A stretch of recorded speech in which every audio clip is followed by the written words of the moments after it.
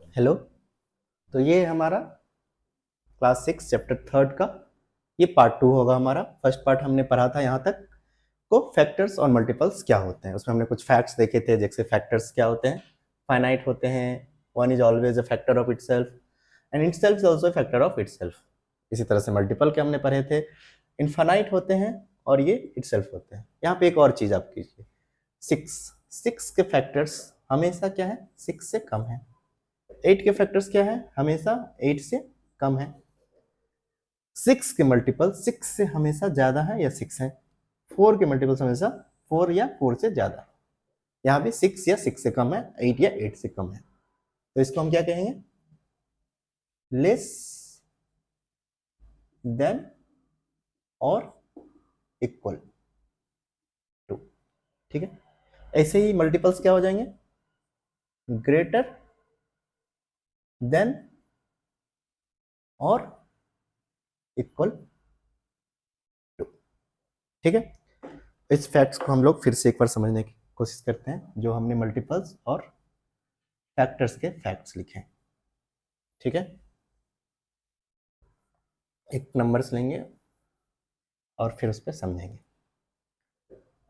तो ये क्या है हमारे 1 2 3 4 फैक्ट्स ऑफ फैक्टर्स, और ये क्या है हमारे फैक्ट्स ऑफ मल्टीपल 1 2 3। ठीक है, जैसे कि हम एक नंबर लेते हैं 12। अगर हम 12 का फैक्टर निकालेंगे तो ये क्या होगा, फाइनाइट होगा। ठीक है, और ये क्या होगा, 12 से लेस देन और इक्वल टू होगा। 1 is always factor of itself and itself is a factor of itself. यानी ये दो फैक्टर्स हमें मिल गए और ये दोनों फाइनाइट हो गए, इसके अंदर ही कोई भी नंबर होगा। ये भी हमने अभी पता कर लिया कि 1 से उस नंबर के बीच ही होगा। ये भी हम एक फैक्ट निकल देंगे, बिटवीन 1 टू दैट नंबर। और इसमें भी अगर इस तरह से लिखें तो अभी हम देखेंगे क्या होता है। इसके फैक्टर्स हो गए 1 2 3 4 6 12। ठीक है, इसके बाद अगर हमें 4 के मल्टीपल लिखने कहा जाए तो क्या हो जाएगा, 4 8 12 16 20 24 सो ऑन। ये इनफाइनाइट है, 4 इटसेल्फ का मल्टीपल है और ये ग्रेटर देन और इक्वल टू 4 है।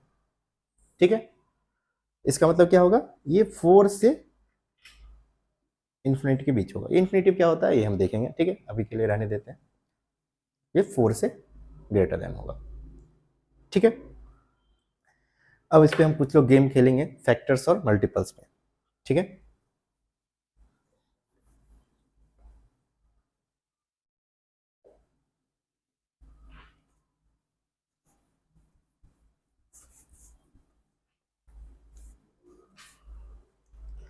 ठीक है, चलिए कुछ नंबर्स लिखते हैं, इसके हम फैक्टर्स लिखेंगे और नंबर ऑफ फैक्टर्स कितने हैं वो लिखेंगे। सबसे पहला नंबर लेते हैं 1। अगर इसका फैक्टर देखेंगे तो 1 है, नंबर ऑफ फैक्टर क्या होगा 1। 2 के फैक्टर क्या होंगे 1 2, नंबर ऑफ फैक्टर्स क्या है 2। 3 के फैक्टर्स 1 3, नंबर ऑफ फैक्टर्स 2। 4 के 1 2 4, नंबर ऑफ फैक्टर्स 3। 5 के 1 5, नंबर ऑफ फैक्टर्स 2। 6 के 1 2 3 6, नंबर ऑफ फैक्टर्स हो गए हमारे 4। ठीक है, यहां से हम कुछ ऑब्जर्वेशन मिलते हैं कि 1 का नंबर फैक्टर्स क्या है 1 है। कुछ ऐसे नंबर हैं जिसके फैक्टर्स एग्जैक्टली 2 हैं, ये और ये, यानी कि 2 3 और 5। और कुछ नंबर्स हैं जिनके फैक्टर्स मोर देन 2 हैं। तो हम इसे 3 कैटेगरी में बांट रहे हैं, एक जिसके फैक्टर्स 1 हैं, जिसके फैक्टर्स एग्जैक्ट 2 हैं और जिसके फैक्टर 2 से ज्यादा है। ठीक है,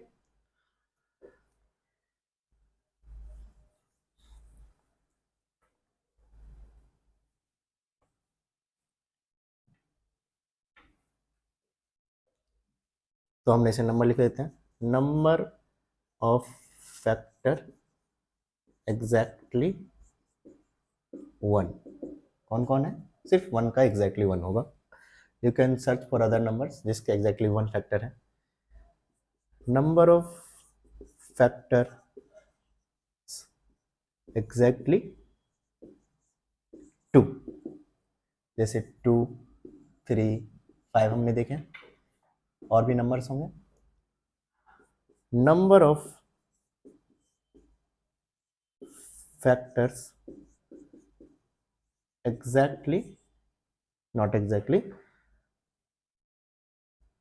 ग्रेटर देन 2 मीन्स 3 और मोर।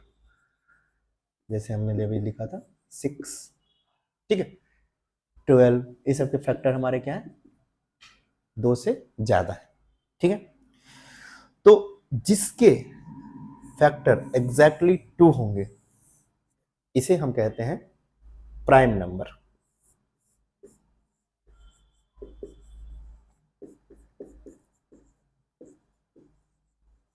ठीक है। जिसके फैक्टर्स 3 और मोर होंगे यानी ग्रेटर देन 2 होंगे उसे हम कहते हैं कंपोजिट नंबर।